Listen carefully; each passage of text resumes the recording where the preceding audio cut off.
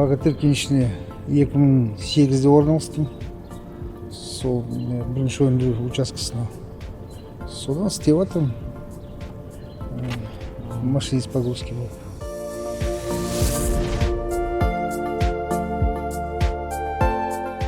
Бір экскаватор құрғыштен бастап, сол осы күнге дейін істеп отырмын. Ол кезде бригадирларымыз кім? Арун Адиев, Шарипов, тағы кімдер болды. Бейбут Оразгалиев деген кісі болды. Самат Кадауов деген, Тимур Ахмет, сол кісілер болды. Экскаваторщик бол өзімізге, өзіме ұнайды, жақсы жігіттер. Да, істеп отқан. Юра Кудабаев деген, Виктор Сахаров, жастарымыз да бар, дарынды жастарымыз. Асет, Евгений Тарнавский, Иван Газибенко, солай.